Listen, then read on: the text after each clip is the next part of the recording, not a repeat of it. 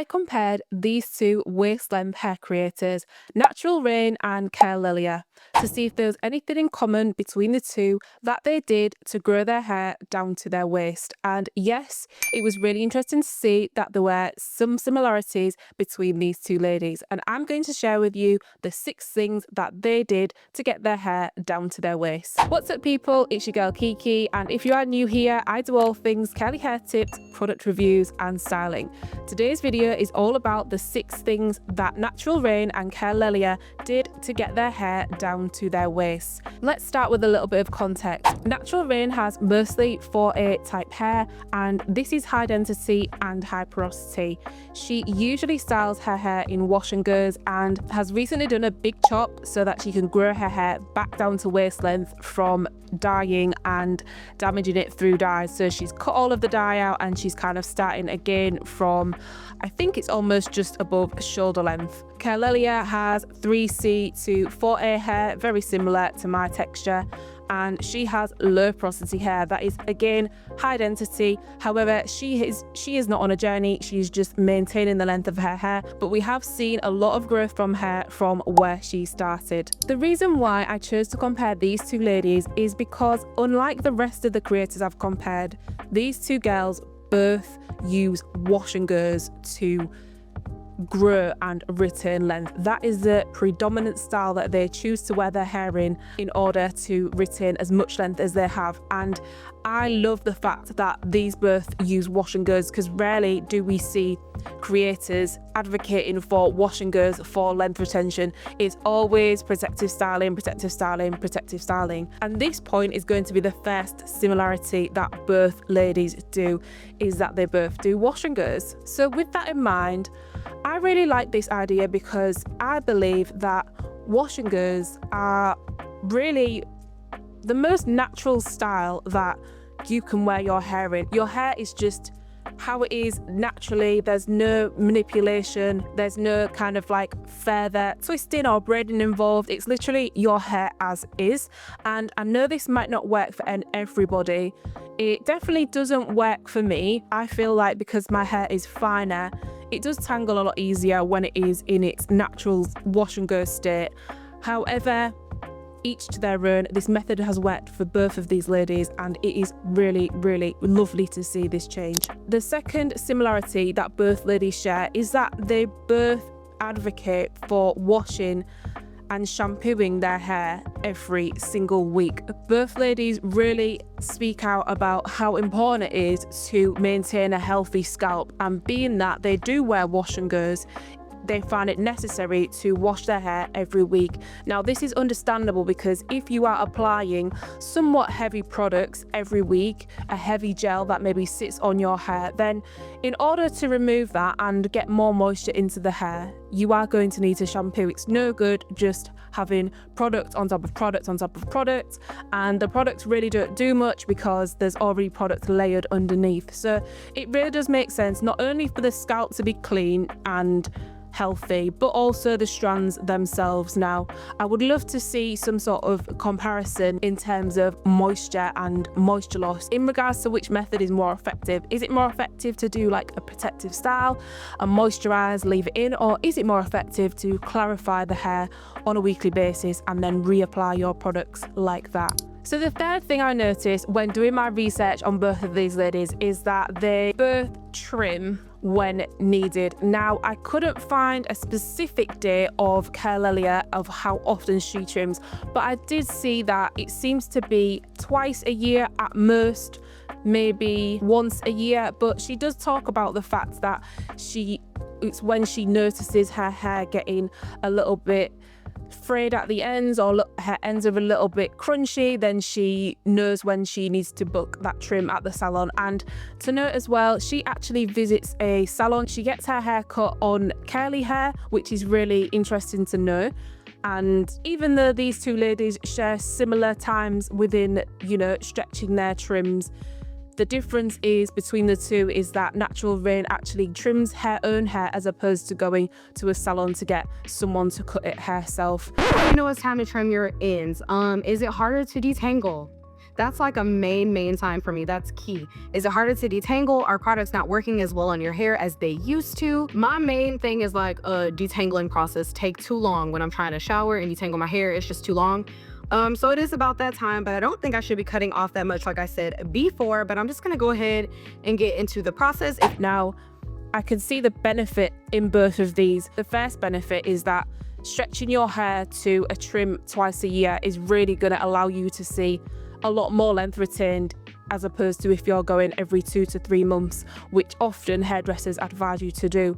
So if you have no reason to go every 2 to 3 months, if your hair and your ends are intact, then stretching the time in between your trims is going to be something that is going to be important for you to see length retention. The fourth thing that both ladies share in common is that they both use satin bonnets and pillowcases as part of their nighttime routine. This one I feel is a given across the natural hair community, to be honest. If you're not using satin bonnets or headscarves or pillowcases, what are you doing? Because we need to protect our ends, we need to protect our hair, and if you're going to sleep and you're rubbing your hair against your pillow and all that stuff, moving around, it's definitely going to dry your hair out. So this is a very valid point. I feel like this is the ultimate basics, like 101, what every natural hair girl should know, is that when you go to sleep, you have to be protecting your hair. And Curlelia actually mentions that she does 3 methods of protection. So let's see what she has to say about that. So definitely recommend a satin scarf. I'm a bit extra, but that's fine. I mean, my curls last me all week, so whatever. So another thing that I also use is a satin bonnet. I know, crazy colors, but this is my satin bonnet. Love it. It's an extra large bonnet because I have a lot of freaking hair and I have a big head. So it's important for me to make sure that I can fit all my hair in the bonnet so it doesn't fly off my head. And then another thing that I find super important is a satin pillowcase. So I know you would think that with a satin scarf, a satin bonnet, that suffice. But for me, I also like to sleep with a satin pillowcase. To touch on that point, I also do this exact same method that she does. I wrap my hair up in a scarf, then I put the bonnet on, and then the silk pillowcase also. And I feel like, if anything, for me, it's always important that I just do the head wrap and the bonnet, because I can kind of do without the silk pillowcase at times. It's not needed, in my opinion, but it's a nice extra step in case anything falls off. The fifth thing that both ladies have in common is with their wash and goes, they both like to use Wetline Extreme Gel, which is one of my favourite gels now. Now I've ditched the Eco Styler. Wetline Extreme is especially good for hair that is on the tighter end of like the 3 hair type and type 4 hair, because I just feel like we need a strong holding gel. And the reason why people's wash and goes do not last is because the gels that they are using are just not strong enough holding.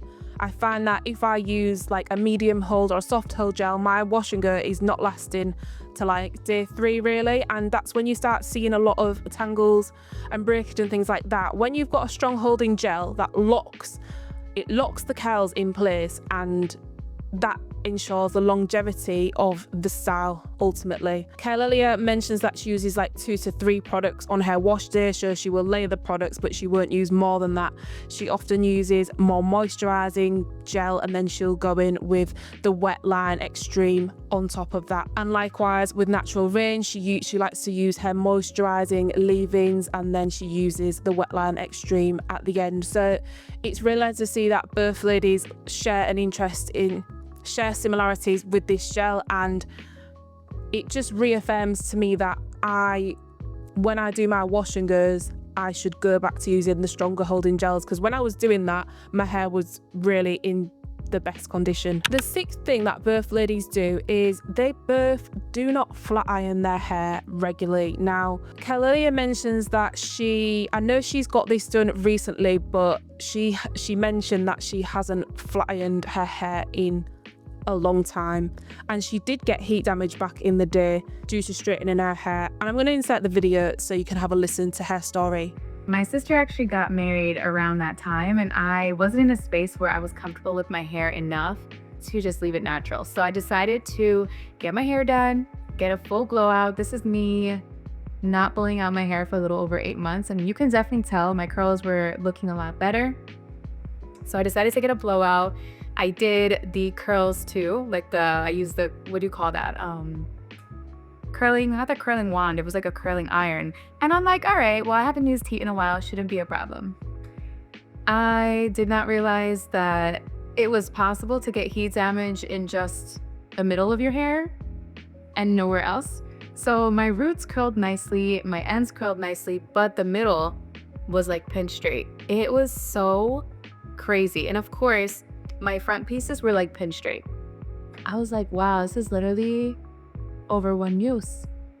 I used 8-9 months of consistent, no heat, deep conditioning, just good regimented routine, and just wasted it because I just used heat once and it just wasn't my thing. And likewise with Natural Reign, she also had the same experience. She also had a very similar experience with heat damage, and she mentions that when she was younger, her mum used to do her hair for school. Then when she got to middle school, her mum was kind of like, you're old enough to do it yourself now. And then she started doing it, and then she got heat damage from doing her own hair, so then she started transitioning out of that heat damage. So both ladies do share similar backstories in terms of experiencing heat damage, and as a result they actually don't straighten their hair often at all. I know Natural Reign talks a lot about using a blow dryer or a rev air to stretch her hair, but that is the most amount of heat she will do. She will just use a blow dryer to do stretched styles as opposed to then going in with a flat iron on top of that. So I can see the real benefit of, especially if you're someone who does wear wash and goes and you maybe manipulate your hair on a week-to-week basis, flat ironing and doing silk presses is probably not going to be a great thing to keep into your routine, especially if you're wanting to wear your hair in its natural state most of the time in wash and goes. Then risking heat damage is probably not worth it, if I'm being honest. I know that I've seen a little bit of heat damage before with my curls, and since then I've kind of stopped doing as many silk presses. I've not had a silk press in over a year now, and my hair seems to be absolutely fine. Like the curls are perfectly unified and things like that. So although my hair did bounce back after the silk presses, there was still bits in the front that were a little bit straighter, and that was definitely, I think, due to getting silk presses every 3 to 4 months for me. So that's something that I've actually stopped doing as much nowadays with my hair. Hope you've enjoyed this video on the 6 similarities that both Natural Reign and Curlelia share with their hair growth journey and their length retention journey. Let me know in the comments anyone who you would like me to compare in upcoming videos, and let me know in the comments if you're someone who likes to retain length using protective styles or wash and goes, and what your thoughts are about this one, and I will see you in the next video.